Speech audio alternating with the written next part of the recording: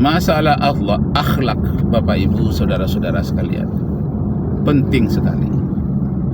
Pada tahun 2023 terjadi bunuh diri di Korea Selatan. 13.000 orang melakukan bunuh diri. Nah, tetapi tidak dipermasalahkan oleh negaranya. Kenapa? Karena dia punya hak sendiri untuk menentukan nasibnya berdasarkan HAM, hak asasi manusia. Itu adalah keputusan dia sendiri untuk dirinya boleh melakukan bunuh diri. Masya Allah. Itu di Korea Selatan. Kemudian lagi di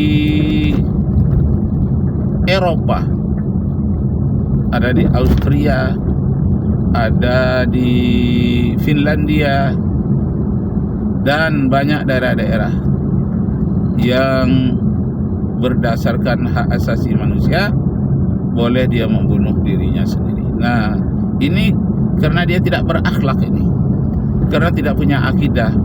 Dia menyangka dirinya itu miliknya. Tangannya ini dia sangka milik dia.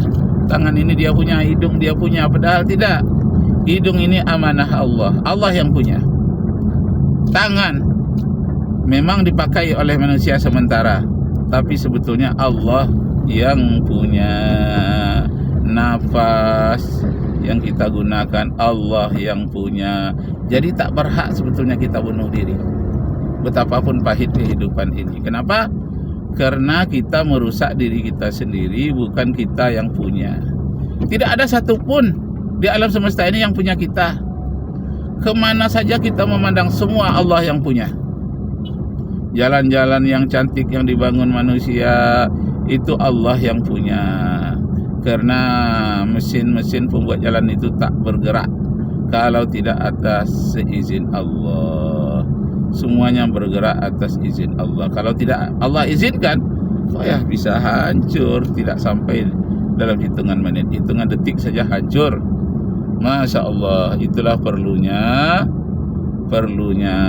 akhlak terhadap Allah, akhlak terhadap sesama manusia, dan akhlak kepada lingkungan alam semesta, termasuk kepada hewan, tumbuh-tumbuhan, gunung, lautan, rimba, binatang, hewan-hewan, hewan laut, hewan darat. Semuanya itu harus diperlakukan oleh manusia dengan cara-cara yang bermartabat. Tidak boleh ditembak sembarangan, tidak boleh dibunuh sembarangan, diracuni sembarangan. Nah, sekarang betapa banyaknya pabrik-pabrik yang limbahnya dibuang ke sungai. Misalnya Sungai Siak di Riau. Itu airnya tidak bisa diminum lagi karena ada limbah pabrik. Apakah itu Indah Kiat, apakah itu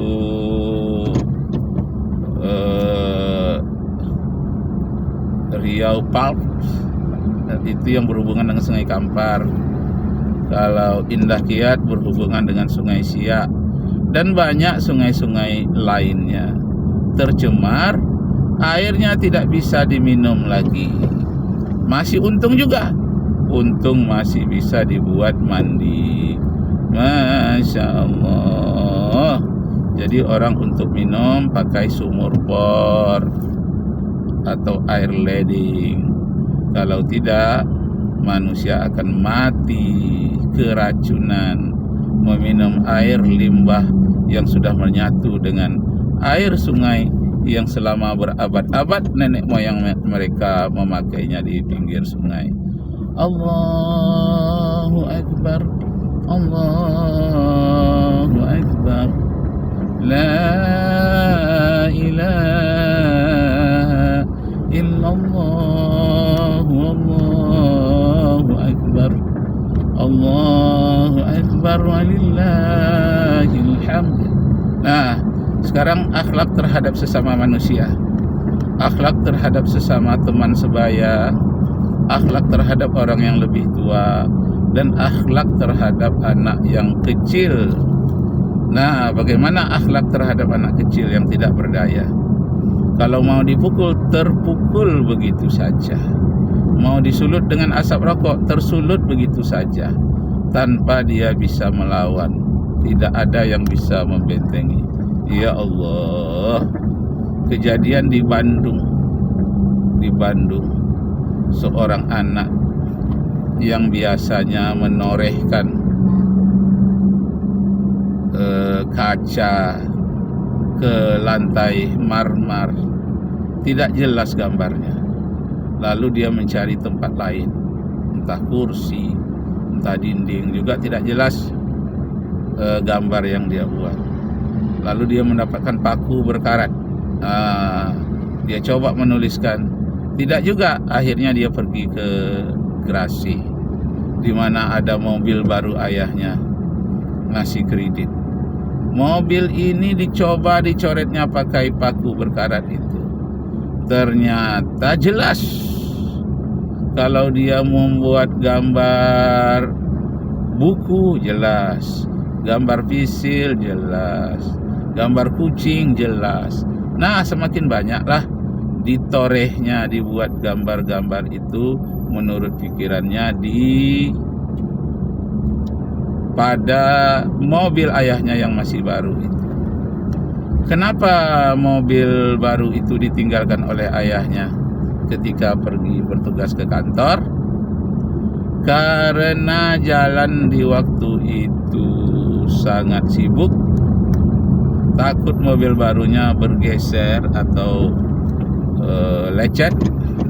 Nah, karena dia ingin jalan pintas lebih cepat, maka dia menggunakan roda 2. Yang roda 4 ditinggalkannya.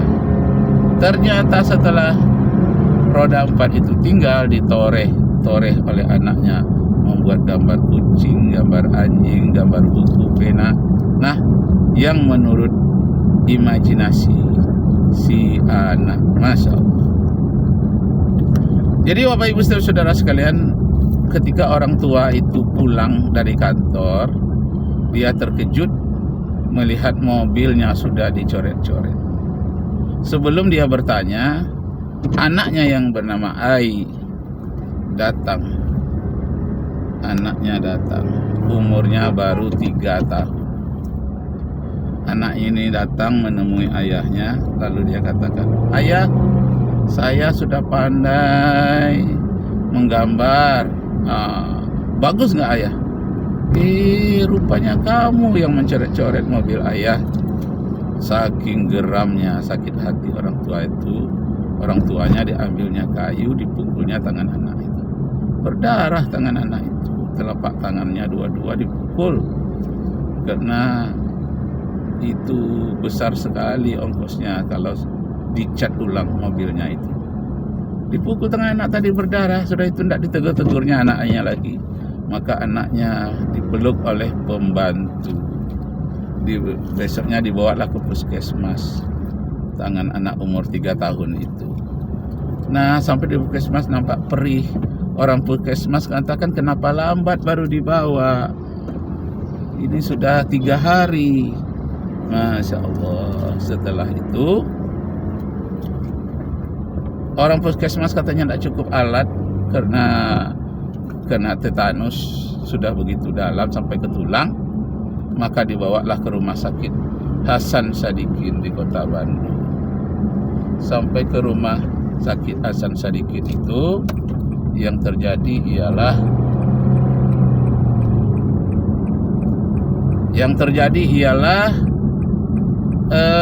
anak tadi tidak bisa diobati lagi di kulitnya, harus diobati tulangnya.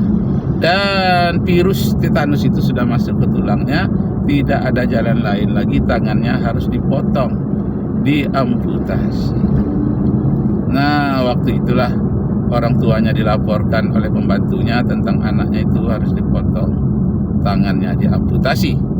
Lalu datanglah orang tuanya yang masih juga tersisa rasa marah kepada anaknya itu dengan cuek saja. Dia lihat anaknya itu tanpa ada rasa apa karena masih marah. Ternyata memang ayahnya harus menandatangani kalau anak itu masih ingin hidup, tangannya harus diamputasi, harus dipotong. Maka dipotonglah tangannya. Nah, setelah dipotong berapa jam kemudian, tangan itu sudah dibungkus dengan kain putih, digendong oleh ayahnya. Maafkan ayah nak, ibumu maaf. Lalu dia mengatakan, ayah, tanganku mana ayah? Ayah berjanji tidak akan mencoret mobil ayah lagi. Kembalikan tanganku ayah. Kembalikan ayah tanganku ayah. Macam mana aku mau bermain-main dengan teman. Masya Allah, Masya Allah. Nah, ibunya pingsan dan ayahnya pingsan. Tak tahu lagi apa dikatakan. Karena pepatah Melayu mengatakan, ukir-ukir buluh sumpitan, ambil rotan dibelah dua. Pikir dahulu merupakan keberuntungan, menyesal kemudian tiada berguna. Menyesallah orang tuanya ini kedua-duanya telah memukul anaknya yang umur 3 tahun itu. Masya Allah. Potong tangannya untuk selama-lamanya. Tak lama sudah itu orang tuanya menderita, batinnya juga sakit. Lama-lama dirawat di rumah sakit semakin kurus. Akhirnya ayahnya pun meninggal dunia pula. Masya Allah, tak tertanggungan penderitaan yang hatinya yang menjadi luka. Luka di tangan tak seberapa, tapi hatinya menjadi luka. Tak menyangka anak kesayangannya satu-satunya seperti itu.